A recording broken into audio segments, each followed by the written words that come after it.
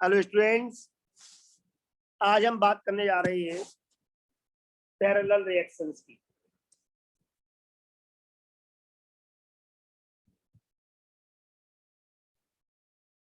पहले तो आप ये समझो पैरेलल रिएक्शन क्या होती हैं। तो इसे समझने का एक सिंपल तरीका है कि अगर मैंने किसी टेस्ट ट्यूब में कोई जो रिएक्शन हो रही है वहां पर मैंने एक रिएक्शन मिक्सचर लिया, मान लो मैंने कोई एक रिएक्टेंट लिया, वो रिएक्टेंट एक ही टाइम पर दो या दो से ज्यादा रिएक्शन शो कर रहा हो।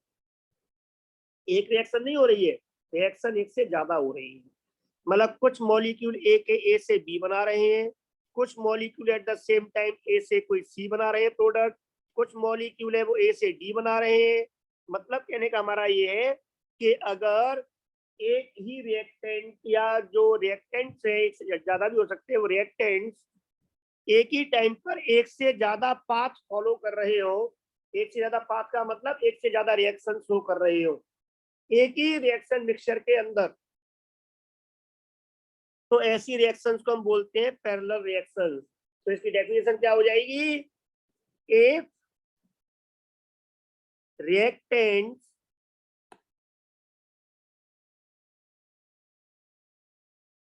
Reactants follow more than one path to form different products,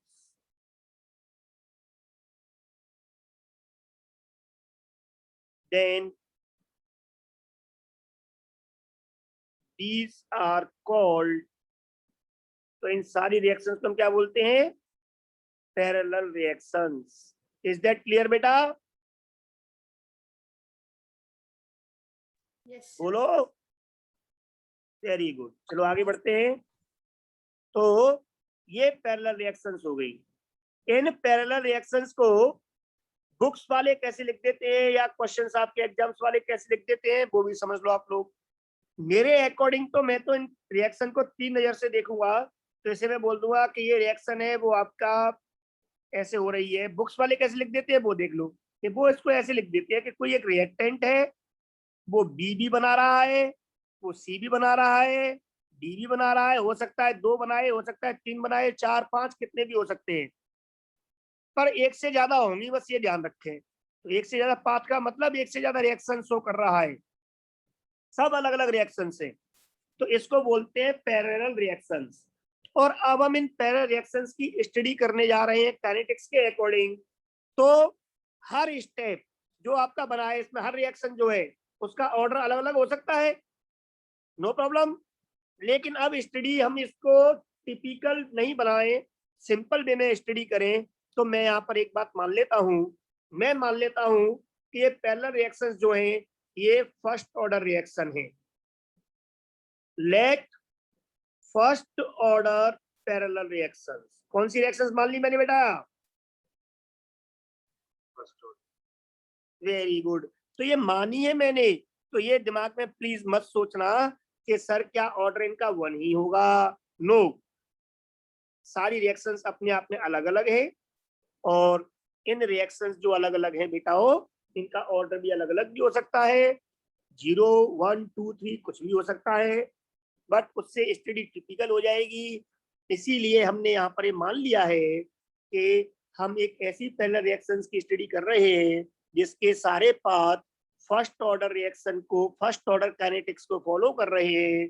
it means her reaction जो है वो फर्स्ट ऑर्डर रिएक्शन है। और मान लो इन फर्स्ट ऑर्डर रिएक्शंस में हर रिएक्शन का रेट कांस्टेंट है वो अलग अलग है, K1 K2 K3। तो मैं इसे यहाँ पे ऐसे भी लिख सकता हूँ K1 K2 K3। अब आप यहाँ पे मान सकते हो जैसा कि हमने माना हुआ है कि टाइम t 0 पर मतलब इनिशियली इसकी कंसंट्रेशन ए है और एट टाइम t पर कंसंट्रेशन इसमें से x डिसोसिएट हो गई, a माइनस एक्स है किसकी? a की। ओके बेटाओ, अब ये यहाँ पे जो मैंने डिसोसिएट अमाउंट लिया है a का x, ये टोटल है ना। इस x का कुछ पार्ट b बनाएगा, कुछ पार्ट इसका c बनाएगा कुछ पार्ट इसका डी बनाएगा। टोटल ए में से कितना लॉस हुआ? मेरा कहने का मतलब है कि मान लो इस रिएक्शन में ए अमाउंट में से x1 चेंज हो गया, इसमें से x2 चेंज हो गया, इसमें से x3 चेंज हो गया, तो टोटल चेंज कितना हो गया? x। अब बात समझ में आ रही है बेटाओ? Yes sir. तो उस केस में आप लोग खुद सोचो कि उस केस में जो टोटल जो चेंज होगा, रेट ऑफ द रिएक्शन अगर हम निकालें, then rate of the reaction क्या होगी बेटा? रेट ऑफ रिएक्शन की जगह पर मैं रेट ऑफ डिसअपियरेंस निकालूं ए का, तो rate of disappearance of A क्या होगा बेटा? रेट ऑफ डिसअपियरेंस जो होगा वो rate of formation of B plus rate of formation of C plus rate of formation of D, तीनों के बराबर होगा ना?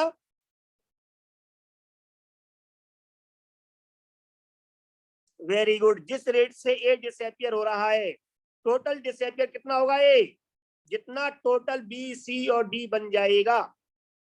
तो मैं इसको यहां पे लिख सकता हूं, so D A by D T is equal to D B by D T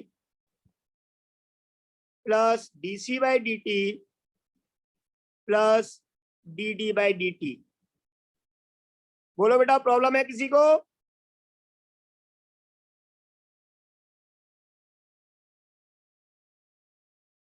very good. तो मैं यहाँ पर ये ध्यान रखना, माइनस साइन आप लगा सकते हो, पर वो पूरे को हम बोलते हैं रेट ऑफ डिसअपियरेंस रिएक्टेंट के केस में। बट रेट जो है डिसअपियरेंस ए की, वो क्या होगी? अगर मैं उसे रिएक्टेंट के साथ लिखूं तो ये सब फर्स्ट ऑर्डर रिएक्शंस हैं, और अगर सभी फर्स्ट ऑर्डर रिएक्शंस हैं मेरे बेटा हो, तो ए का जो नेट डिसअपियरेंस होगा that will be equal to K concentration of A at time T. तो एट टाइम टी पर रेट ऑफ डिसअपियरेंस होगा ए का K into concentration of A at time T, that is K A minus X, is equal to rate of formation of B. क्या होगा? Rate of formation of B के लिए rate constant है K1, तो ये होगा आपका बेटा K1 A minus X. Any problem? C के लिए रेट कांस्टेंट क्या है? K2, तो सी के बनने की रेट क्या होगी? रेट कांस्टेंट K2 पे डिपेंड करेगी, तो K2 A minus x. D की बनने की जो रेट है वो रेट कांस्टेंट K पर डिपेंड करेगी, rate constant K into concentration of reactant at time T, that is A minus x. इससे आप कह सकते हो कि ये जो K है वो ओवरऑल रेट कांस्टेंट हो गया। क्या हो गया ये? मतलब तीनों ही रिएक्शंस का net rate constant.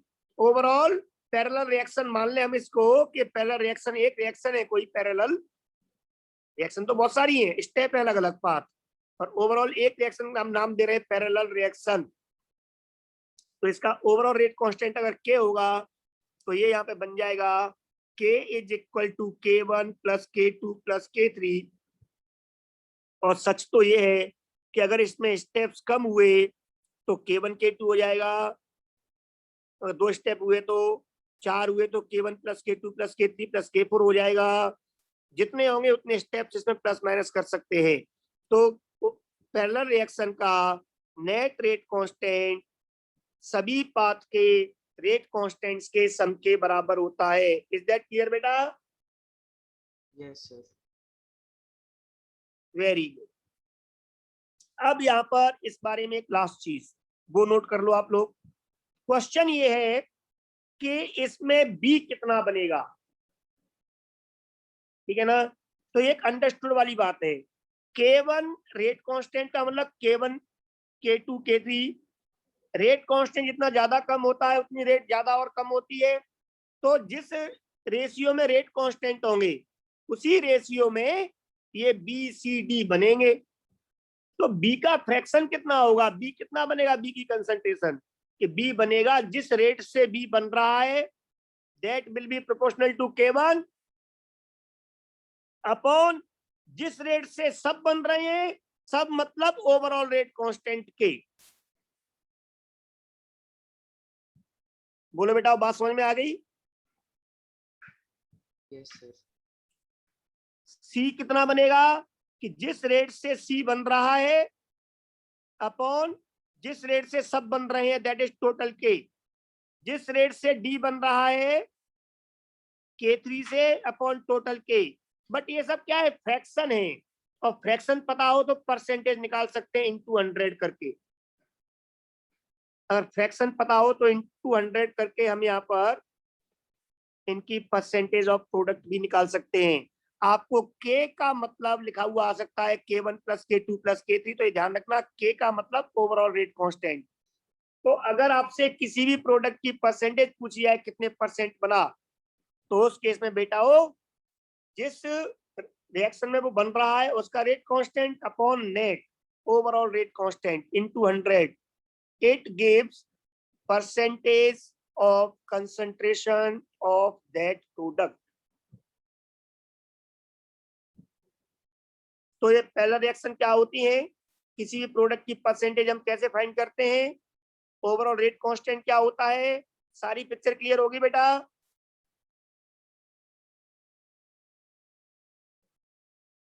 Yes, sir.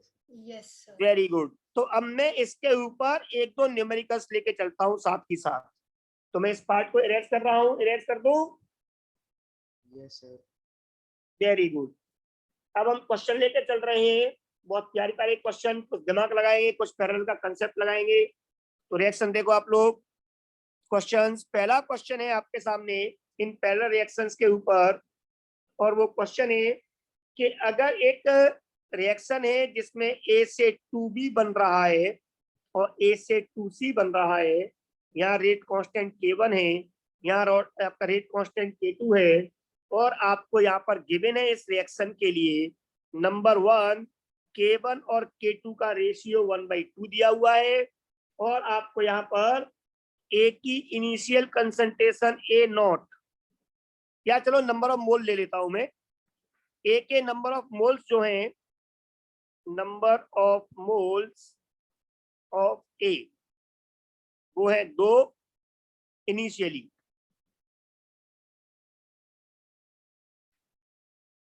Okay बेटाओ, ये आपको गिवन है। और क्वेश्चन क्या पूछ रहा है, क्वेश्चन आपसे पूछ रहा है find total number of moles of A, B and C after 75% completion of reaction। बेटा क्वेश्चन समझ में आ गया?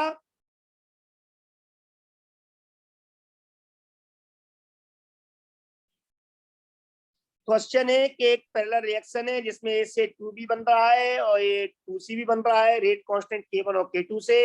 रेट कांस्टेंट K1 K2 का रेशियो 1/2 है। नंबर ऑफ मोल्स ए के इनिशियली 2 मोल लिए हैं। तो बताओ अगर रिएक्शन 75% कंप्लीट हो जाए तो ए, बी और सी के कितने मोल्स होंगे टोटल। पिक्चर क्लियर हो रही है बेटा? Yes, sir. Very good. तो ये इसमें पहला क्वेश्चन है। मैं इसमें क्वेश्चन थोड़ा एक्स्ट्रा ज्यादा पूछूंगा, ये पहला क्वेश्चन है। तो हम पहले इस पहले क्वेश्चन को सॉल्व कर लेते हैं, दूसरा क्वेश्चन बाद में देखेंगे फिर हम। तो देखो बेटाओ, इस क्वेश्चन में थोड़ा रेस्पॉन्स करते रहना, कभी कभी ऑडियो काम नहीं करता तो पता लग जाएगा। तो आगे बढ़ते हैं।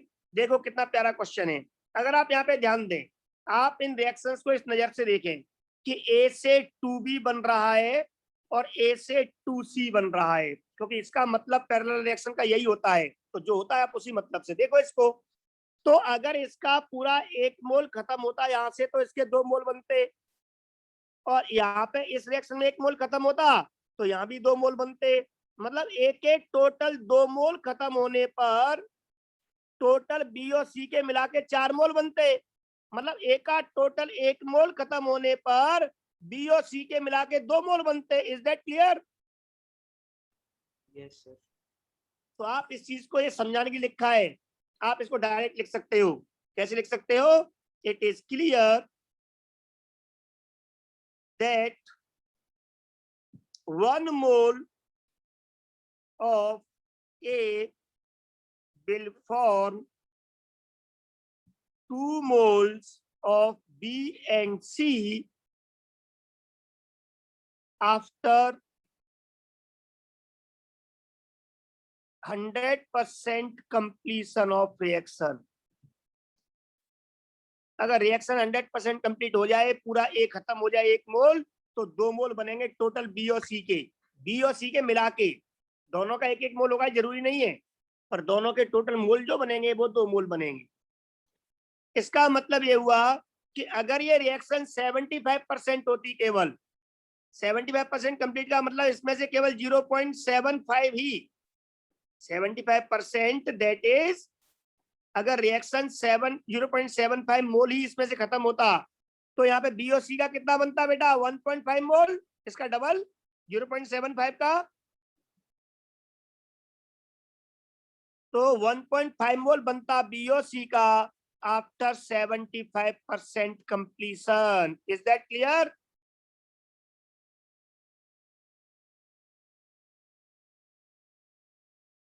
बोलो बेटाओ। Very good. तो मैं यहाँ पे इस चीज को लिख सकता हूं कि 1 मोल जो है, उस 1 मोल से 1.5 मोल बनता अगर रिएक्शन 75% कंप्लीट होती तो 1 मोल से अगर 1.5 मोल बन रहा है, तो 2 मोल से कितना बनेगा? क्योंकि आपने 2 लिया है, एक इनिशियल मोल कितने लिए? तो इनिशियली, तो 2 मोल से 75% कंप्लीट होने पे वेरी गुड 3 मोल बनेंगे बी और सी के। 3 mole of B and C, B and C के 3 मोल बन गए।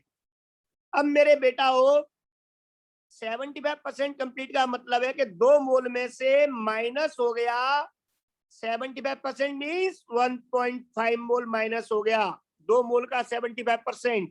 0.75 into 2, that is 1.5 mole minus हो गया। ये एक्स की वैल्यू है, ये ए है, ए माइनस एक्स, तो कितना बचा? ये 0.5 मोल। 0.5 मोल ऑफ ए के बच गए, 3 मोल बी और सी के बन गए, तो टोटल मोल कितने हो गए बेटा 75% कंप्लीट रिएक्शन होने के बाद में?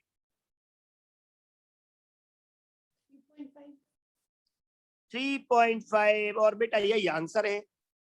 Answer 3.5 moles of A, B and C will be present in reaction after completion of 75% reaction. Okay बेटाओ, बोलो नोट कर लिया? आपने देखा कि हमने यहां पर कहीं भी rate constant, integral rate constant, differential rate constant, zero order, ये ऑर्डर, वो ऑर्डर, कोई भी चीज अप्लाई नहीं की है। तो जरूरी नहीं है कि हर क्वेश्चन काइनेटिक्स का फॉर्मूले से ही हो। अब आगे बढ़ते हैं। मैं इसी में आपसे दूसरा क्वेश्चन पूछ रहा हूं, इस पार्ट को अरेंज करके। Now my second question is, मेरे बेटा हो 75% रिएक्शन कंप्लीट हो गई, टोटल मोल बी और सी के 3 मोल बन गए हैं, बन गए हैं ना? अरे आना तो बोलो यार।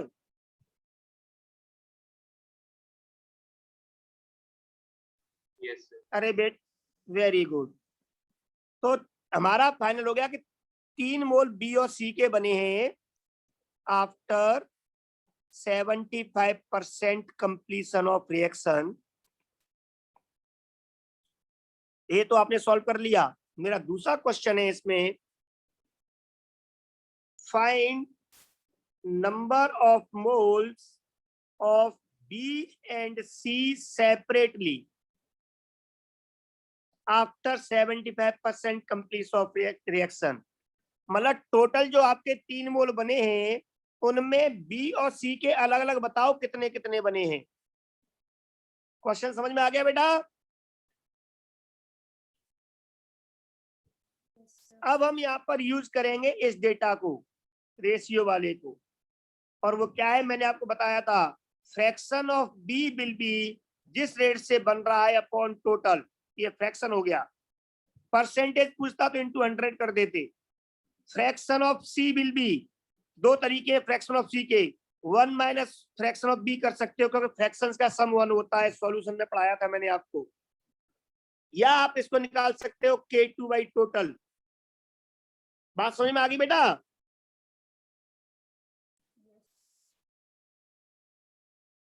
Very good. तो यहाँ पर आप सब जानते हो कि अगर K1 बाई K2 1/2 दिया हुआ है, K1 बाई K2 1/2 दिया हुआ है, तो यहाँ पर इसका फ्रैक्शन कितना हुआ K1 का? 1/3. मतलब मैं K1 upon K1 plus K2 मैं कितना कह सकता हूँ? 1/3। Yes. तो K1 प्लस K2 को मैंने K कह दिया यहाँ पर ओवरऑल, तो ये हो गया 1/3। तो ये फ्रैक्शन है, फ्रैक्शन मींस आउट ऑफ 1 मोल। तो B के आउट ऑफ 1 मोल बनेंगे 1/3। तो टोटल मोल कितने बनेंगे? तो total moles of B will be fraction of B into total moles. Fraction of B कितना है? 1/3। टोटल मोल्स कितने हैं? B और C के मिला के 3। तो कितना आ गया? 1 मोल। तो 1 मोल क्या बनेगा? B। और C कितना बनेगा? अब जरूरी नहीं है आपको ये फॉर्मूला लगाने की, कि फॉर्मूला लगाते फिर रहे हो आप लोग। अब टोटल मोल आपको पता है 3 बने, 3 में से 1 B बन रहा है, तो 2 क्या बनेंगे? बस। So number of moles of C will be 2 मोल। बात क्लियर हो गई? अब इसमें अगर आपसे क्वेश्चन पूछ लेता थर्ड कि percentage of B and percentage of C कितना होगा, तो आपका आंसर होता percentage of B is equal to fraction into 100, that is 33.33%। कि फ्रैक्शन ऑफ C, कि फ्रैक्शन ऑफ C में परसेंटेज अगर आपसे पूछता है, फ्रैक्शन होता है सम 1, परसेंटेज का सम 100, तो आप 100 में से माइनस कर दो।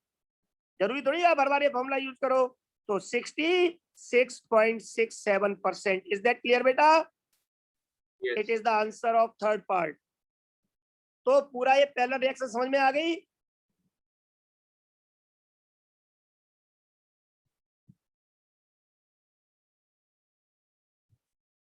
Very good. इसी तरह से हम एक पार्ट और लेके चल रहे हैं इसके आगे, वो आप समझ के चलें। नेक्स्ट पार्ट में इसमें लिख रहा हूं, हमने पैरेलल फर्स्ट ऑर्डर रिएक्शन लिख ली है, बाकी आप क्वेश्चंस लगाए हैं बुक से, पर एक क्वेश्चन में अभी इसमें और लेके चल रहा हूं, बड़ा प्यारा सा क्वेश्चन है, आप ध्यान देना, मैं इस पार्ट को इरेज कर रहा हूं। नेक्स्ट क्वेश्चन इज, इन्होंने कहा है कि एक पैरेलल रिएक्शन है जहां A से B बन रहा है, B और C बन रहा है, रेट कांस्टेंट K1 और K2 है। इन्होंने बेटाओ जो हमने क्वेश्चन दिया हुआ है, वो क्वेश्चन है कि रेट कांस्टेंट ओवरऑल के K1 K2 नहीं, ओवरऑल रेट कांस्टेंट इन्होंने में दिया हुआ है 10 पे power -2 litre per mole per second. Okay बेटाओ?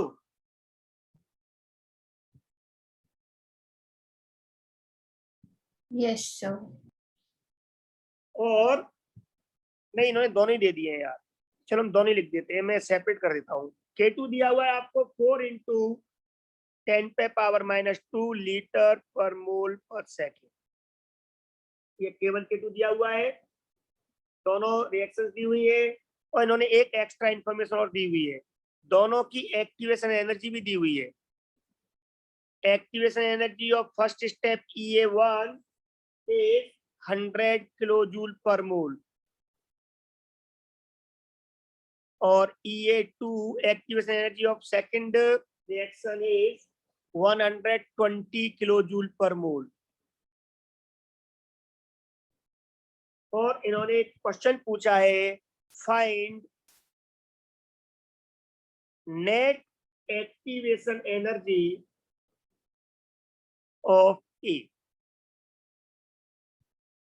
चलो बेटा, क्वेश्चन समझ में आ गया?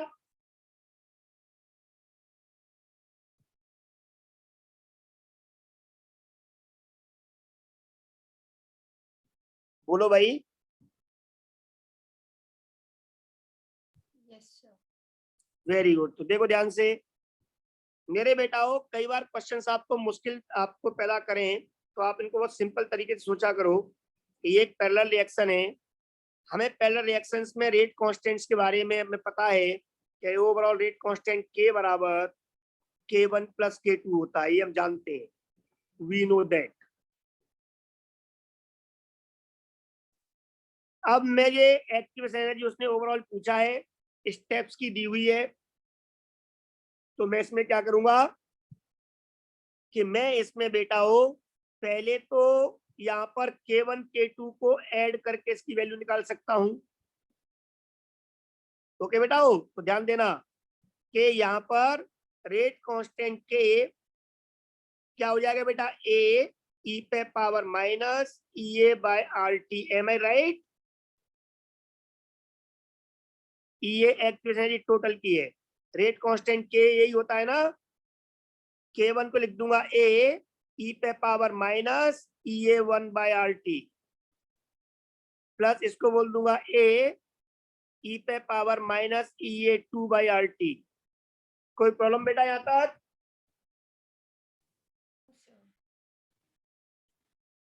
No, sir. Very good.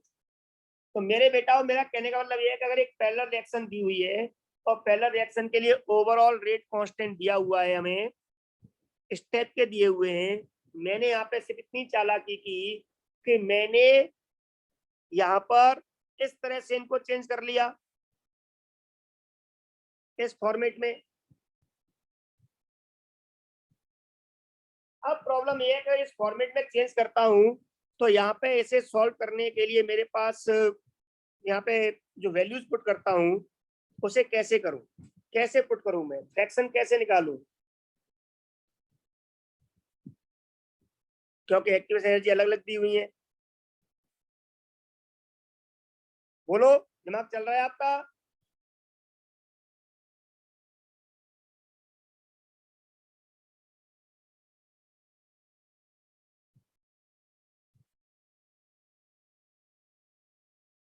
बताओ फिर, मैंने ये लिखा है, ये स्टेप आपके समझ में आ रहा है ना कैसे होगा?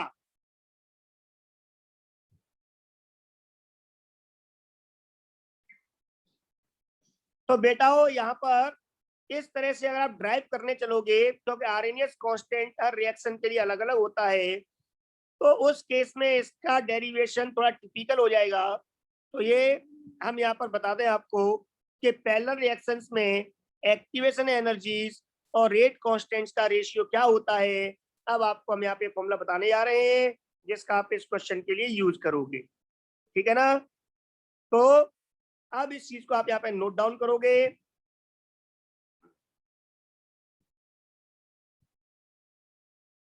फॉर अ पैरेलल रिएक्शन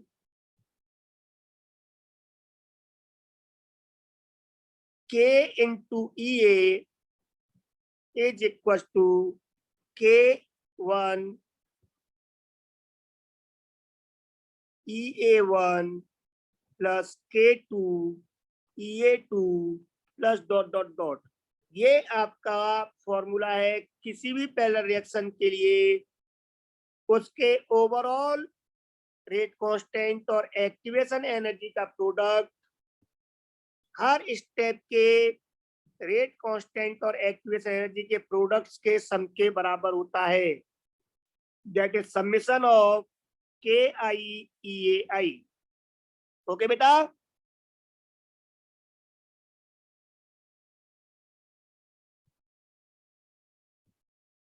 इस फॉर्मूले का, हाँ, अब इसका हम यहाँ पे यूज करेंगे। क्वेश्चन आपको याद आ जाना चाहिए। तो हमसे उसने क्या पूछा है, उसने हमसे पूछा है क्वेश्चन में, हम उस चीज का यूज करते हैं। क्वेश्चन में क्या पूछा है, overall net active energy, so it will be equal to, दो स्टेप है केवल, तो K1 EA1 plus K2 EA2, दो स्टेप है अपॉन ओवरऑल K।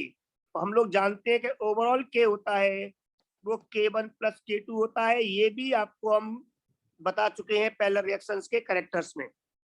तो मैं यहाँ पे ये वैल्यूज पुट कर देता हूँ। जब आप ये वैल्यूज पुट करोगे तो क्या हो जाएगा बेटा, K1 कितना है 10 पे पावर माइनस 2 इंटू EA1 कितना है 100 प्लस K2 कितना है बेटा 4 इंटू 10 पे power minus 2 into active energy कितनी है 120। सेम यूनिट्स में लेके चलोगे तो आपको यूनिट कन्वर्जन में प्रॉब्लम नहीं आएगी।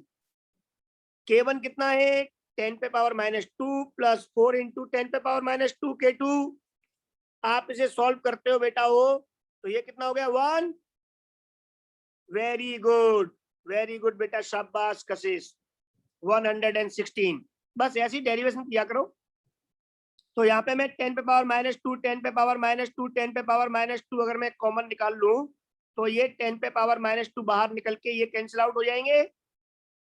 यहाँ पे 1 बचेगा तो 1 और 4 कितना हो जाएगा 5।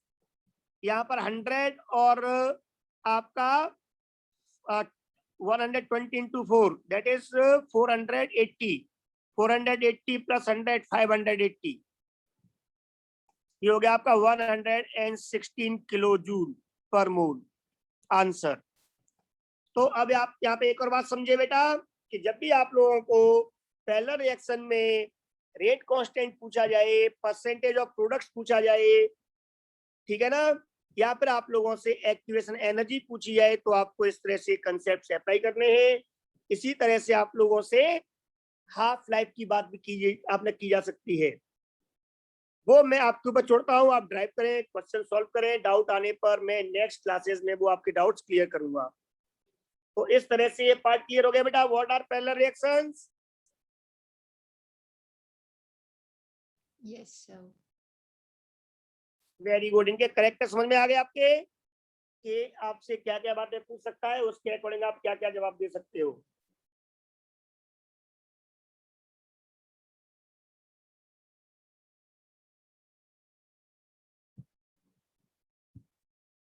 ठीक है बेटा हो, अब आपको सेम लिंक पे वापस आना है। मैं अभी कुछ और पार्ट इसके आगे लास्ट डिस्कस करते हैं अभी।